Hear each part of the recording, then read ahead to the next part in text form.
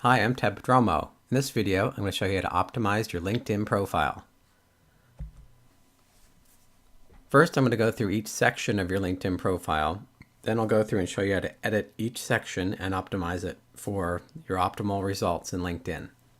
So this is the first thing people see when they see your LinkedIn profile. They see your image on the left, your professional picture. Your name is at the top. Then your professional headline is below that. That's your little snapshot, a little 120 characters that tells people exactly what you do and how you can help them. Below that is where you live or work, your industry, and you can see your current and previous jobs or companies that you worked for, and your education. Below that, in the bottom left corner, is your LinkedIn URL, which I'll show you how to customize to your own personal company name or your personal name. And then there's the contact info. So we'll go through each step a little later in this video. The next section is your background. So this is where you get a summary. In a few paragraphs, you can explain what you do for people, your background. You tell your story here. You make it really clear and concise. You don't want to drag on too long because people won't read more than a few paragraphs.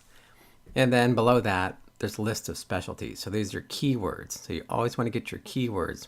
If somebody searches LinkedIn, what would you like to appear for? This is where you put in your specialties and your keywords. Here's a new section that's part of your summary. In the past, LinkedIn used to have things called apps, which showed up in the right side, in the right sidebar, mostly towards the bottom. But now you can integrate audio and video and slideshows and images right within your profile. This is what you'll see. These are some SlideShare presentations that I had and some blog posts. The next section is your experience. This is where you go through, put in summaries of all your current and previous jobs. And one feature you see now here, you see logos of the companies. Instead of just having text, LinkedIn is starting to integrate some logos and pictures of the people that give you recommendations, as you see here. The next section is publications. So if you've written any books, you can put those books in the publications section, say who the publisher is, and a little description of when the book was published and what the book is about. Next section is skills and expertise. In the past, LinkedIn let you add skills. It was basically a lot like your specialties where you put in your keywords and your expertise. So you have a long list of words that people could search for on LinkedIn and find you. A recent addition is people can endorse you for these skills now. So it's very easy for them with one click to endorse you for these skills. So you can add up to 50 skills in your profile. So I highly recommend adding all 50 so people can endorse you for those skills. Next section is recommendations. Here's where people, when they endorse you or recommend you, this is where it'll appear. And you see now they have a clickable link to their name so people can check out their profile. And there's a picture of them. So it makes it more user-friendly, adds a lot more credibility to the recommendations now that you can see their face and easily connect to them and see what their profile says about them. Next section is connections. So here, if you want to, you can show people who you're connected to. There's lots of ways within the settings. You can not display this if you choose, or you can just have it show up to people you're connected with, or you can show it to everybody, whether you're connected with them or not. So that's up to you, and you can learn how to do that in the settings section. Next section, it displays all the groups I belong to. These are just a few of them. There's 36 more. I like to join groups just to connect with different people and different expertise.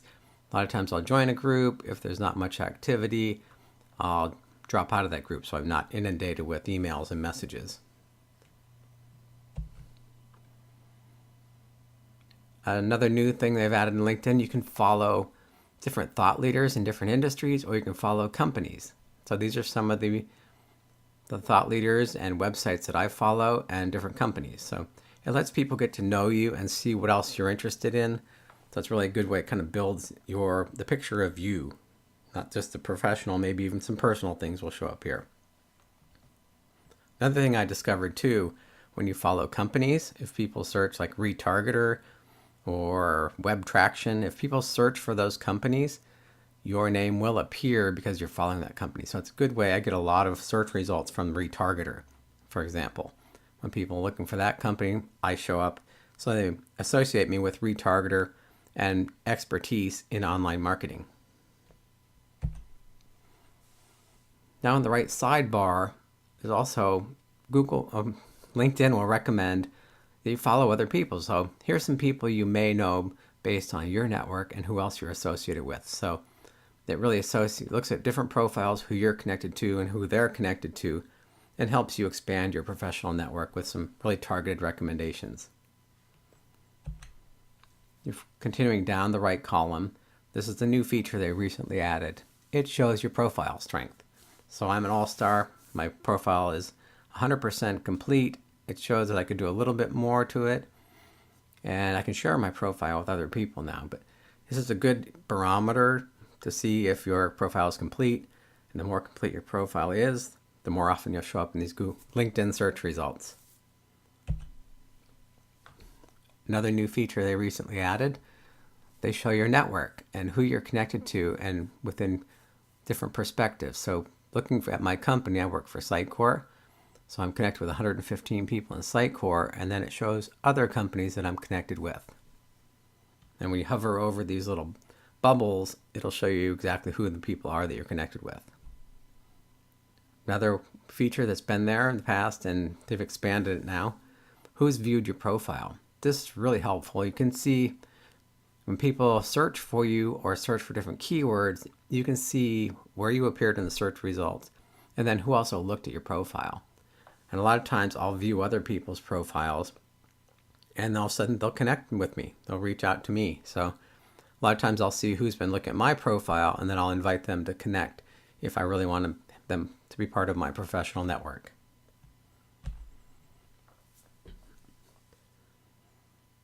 So here is the first section we're going to look at. And what I'm going to do first is, of course, you want to put a professional photo in there. Don't put funny photos in there or your company logo. If you put your company logo, it's against the terms of service for LinkedIn unless it's a company profile. So have a professional photo where you're looking at people. It's a nice face shot, head shot, and it's just more inviting for people. They really get to know you. And I always make mine available to everybody. I want to reach out to people. I want to connect with people. So I'm not trying to hide anything from them in LinkedIn. The next option here is I have a LinkedIn Premium account. You can show that as a badge or not. I prefer to show it. And I'm also part of the Open Link Network, which tells people that I'm open to connect with them via email, whether they're connecting with, they don't have to use InMail to connect with me if they don't know me. They can reach right out to me, and if I choose to accept their email, I'll read it and connect with them. Otherwise, they don't have to waste an InMail.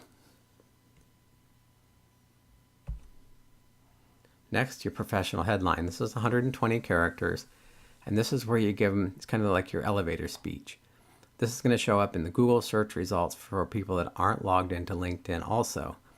So it really gives people really a snapshot of what you do and how you can help them in 120 characters. Next, here's your location.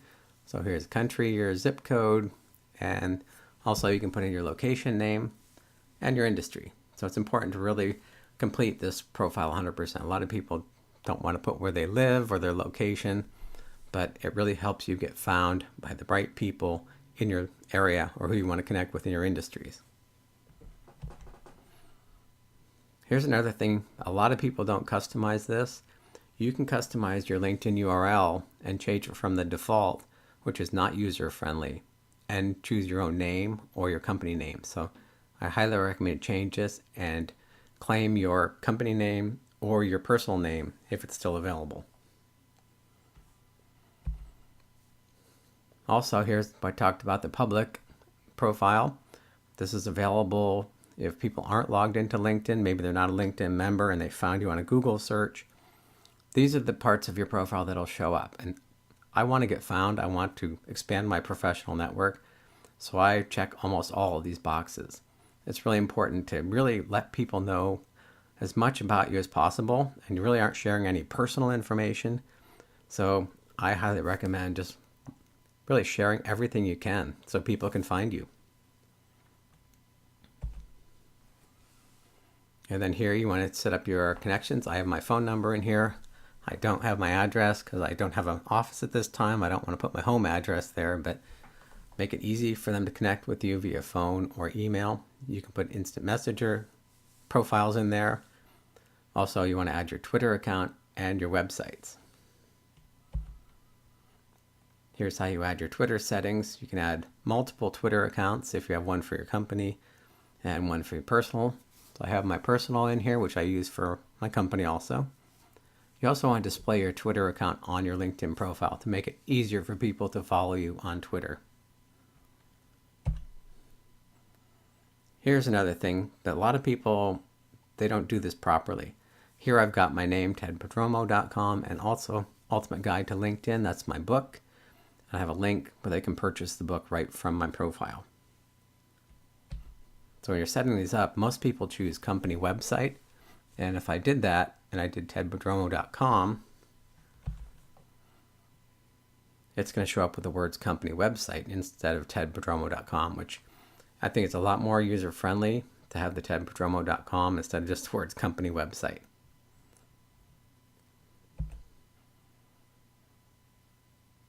So now here's your summary. I'm going to show you how to edit your summary. But you see here, we've got the little snapshot of what I do, my specialties, and then some media I've added, the SlideShare presentations. So you click on the little pencil, and here's where you can edit your summary. And really, you want to make this concise, but you really want to say as much as you can so people get to know you in a paragraph or two. And then adding your specialties with those keywords help you show up in the search results. And also in your summary, try to get some of those keywords in there also. Because LinkedIn is it's a huge search engine. Treat it like a Google search engine, so you want to be found using those same kind of keywords. Now here's how you add the media. Within there, you click on that little plus with the little box, and you'll get a prompt like this, and you put a link right to the SlideShare URL where that presentation is. And then it'll automatically pull in that profile right into that section. So it's really simple to do, and it shows your expertise when you can share these presentations that you've done professionally. So here's your experience. This is where you add your current and your past jobs. And also here, another feature is you can add your videos, images, and documents in this section too. So for each job, if you have specific presentations you want to share related to that job, you can add those specifically there instead of just the overall summary page. Here's your skills and expertise. I've reached my limit of 50 skills. I highly recommend you try to get 50 skills in there. These are all search terms that people would search on LinkedIn that you can appear for. You can also choose not to show your endorsements.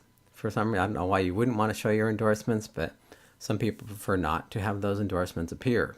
So they just want these skills to show up. So to change that, you just go to that green checkbox, click on the down arrow, and you can change it to do not show my endorsements. By default, it's set to yes. Here you can also manage your endorsements. If you don't want a specific person's endorsements to show up for some reason, I'm not sure why you wouldn't, but you just uncheck the box here and click save, and that person would not be included in your endorsements.